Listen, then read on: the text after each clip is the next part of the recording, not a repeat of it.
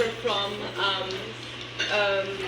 the clashes that still happen or the legal that happens, and there are humanitarian needs that definitely the government and VARM is responding to as a first responder, but we are there to support filling the gaps, as my colleagues have mentioned.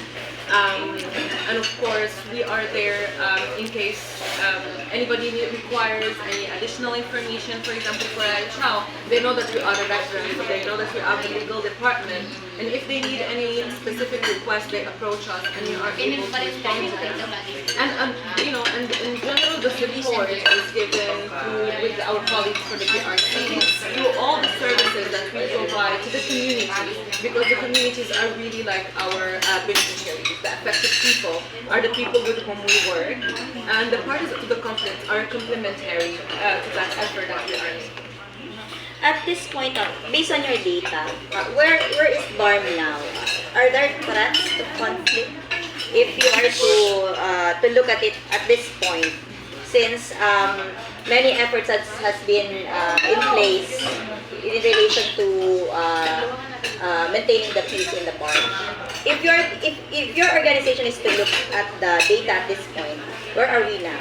Really, we are not in any place as ICRC in a position to judge, let's say, any peace process or any political process that the country is going through, whether in the Philippines or otherwise. We are really like in a neutral, impartial, independent position. When we are dealing with what's going on in the field, we are talking to the parties of the conflict, to the government, and we are of course supportive of the communities with whom we work. We have been, as ICRC, extremely well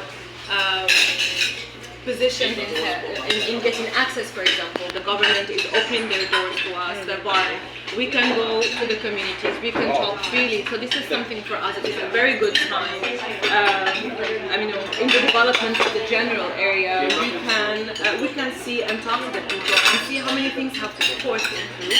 There are still a lot of things to do as well, which everybody is aware of, and everyone from their own positions is doing. And from our humanitarian position, we still think that there are things to be done from our side, from the PRC side, from the movement in general, and we are pursuing that. But honestly, as ICRC, there is no position into a political process that we can judge on. Thank you.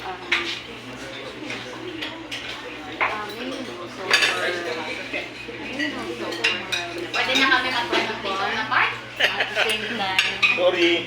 maybe know the response from the government, and at the same time, can I ask, have you found something unique in this area that you have not done so far or not included in your program that you think should be included and you will have to discuss in the main office, because it's so important that it's not included in the program? As you know, the work that we do here in BARM, the modus operandi in which we function is similar to everywhere in the world. When we work in a place that has been going through conflict, there are needs that are happening. There are communities that are still suffering. So for us, these are our main interlocutors. They are the affected population. They raise their concerns to us, whether, as my colleagues mentioned, the protection concerns, whether for people in detention, or people who are missing, or people who are, with whom they lost contact. So we really raise these contacts to the authorities, because we do have this very privileged position where we can have open dialogue, but also confidential dialogue, and we can speak about very specific cases. At the same time, we are not, as ICRC, in a position to advise the government or any government. This is not the role we play. We go to communities, we say what they need, we see what they need, and we really respond at the level that they need. Sometimes we just want to tell us as an institution to be able to help, put assistance to listen to them. In the past, we also have psychosocial support, to assist in the services that we provide. Sometimes we refer them to other institutions that can support with their needs. But sometimes the issues are higher than that. They need to be raised to the government, they need to be raised to parties of the conflict. All one of them. So if they give us the permission and consent to do that, we go and we raise it communally. So such and such needs to be to visit their family, or such and such is missing. Can you help us find them? So really, we are not in a position where we are like advising the government. We are here, we are helping the community and making sure that there is a communication that is going out. So there are any challenges that you face or any conflict you face. Here is nothing new. I mean, challenges are part of life. There is not, I think, any institution or anyone that is not faced with challenges. Just the floods recently have been challenging for us, for example, in getting access to some of the communities in whom we work, because some roads have been damaged. Of course, I mean, as people, we change in different positions. Like myself, I'm new. People do not know me, so like I need to go out there and let people know who I am, whether it's authorities or with different interlocutors with whom we speak. On the other hand as well, some of the interlocutors also change in their position. So there is always this trust building that is very important for us, because we believe in the institution, that our reputation, our trust with the communities, with the authorities and with parties to the conflict is what really makes us very efficient. So this is one of the challenges that we are always facing and always working on. And this is why we want people as well to know us and to help us kind of pass the message along. I have question, ma'am. I have one question. What is the really main purpose or main objective of this meeting? And Na-late ka na, te. Kanina pa yan sinabi. yeah, because just now I came, so I need to know your main objective and the key concerns of the Bangsamoro here in Cotabato City. Kain mo na I mean, maybe my colleagues explain it much better, but the idea is really to have this face-to-face interaction with you, who are like really the media representing the population here, to get to know us better, to know what we are doing. You see our cars moving around, maybe you can see people wearing this in the streets and you don't know what they're doing. Why are they here? Particularly that we go to communities in remote areas.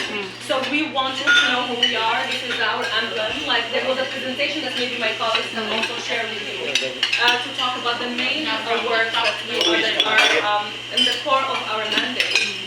And then you have that link and have our phone numbers. So if there is any question that you want, if you represent any of the activities that ICRC is doing, there is like, let's say, accuracy in the reporting of our work. And if there is any question, please refer to our colleagues from the communication department that can guide you, give you more information. And this is the main objective, and introduce myself as I'm the new head of the sub-delegation here in Cotabato City, and I have been here for 3 months, so I haven't met any of the media here in the city, so this is an opportunity for me to meet with you and say hello and get to know you. so any final message for our people here, especially those who are affected in bad calamities?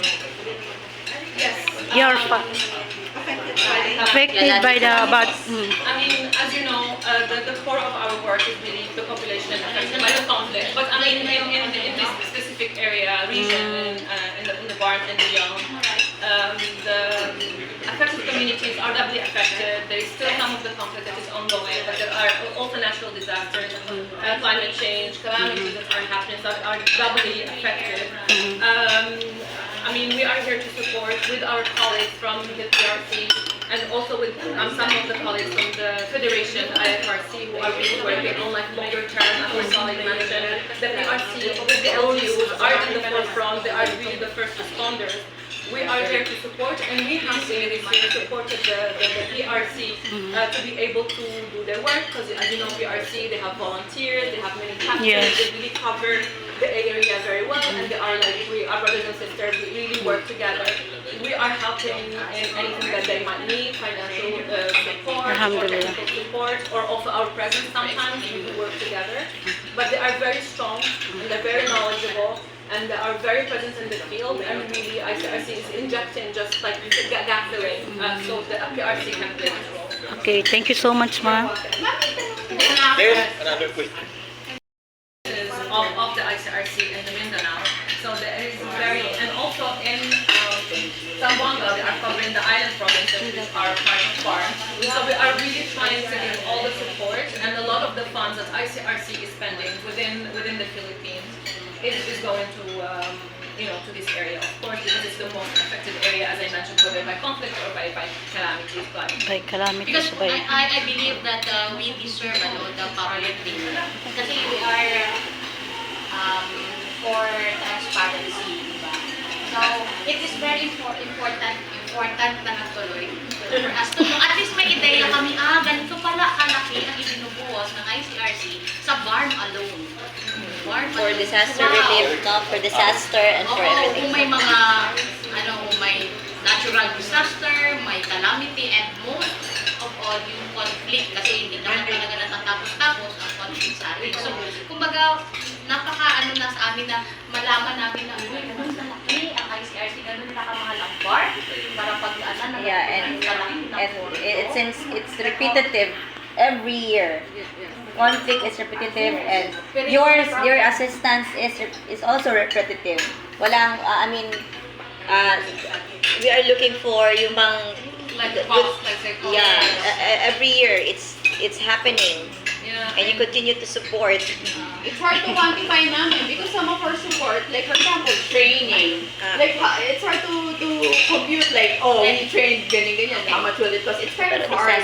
But we'll take note of your But questions. also, like, one of the most effective and the core mandate of the ICRC is not what costs the most, which is protection. Yeah, For example, protection. there's a lot of benefits, not More only on how much you protection. spend, Yeah. how much you get out of it, and what is your niche, and how much you help the affected communities. Our most effective actions are the cheapest actions that we do. Right. Just to give you an idea. Bakit ko po natatanong? Kasi we have these donors. Yeah. Those donors ba, hindi nagtatanong, uy, saan nyo dinadala yung pera namin? Although, mayroon bang nag-audit sa inyo? We have, Okay, yeah. Kasi, No, ma'am. Despite the difficulties, I believe that we are still able to really work on our mandate and work on the protection and the IHL promotion, the International Humanitarian Law promotion, which are very high importance for us, and I believe for you as well. I wish from the journalists of this area to really approach us as well, to get to know the work we do, to get accurate representation in the media, and to really help us reach the goals that we have made for ourselves, which is really helping the populations across this area, and helping the population live with dignity despite conflicts or despite other calamities that they are suffering from. Dignity for us is the utmost. And don't forget that we are a neutral, independent institution. Thank you so much for being here. Thank you so much. Thanks, Rachel. Heard pala ako ng Is that all they prove? And this is when the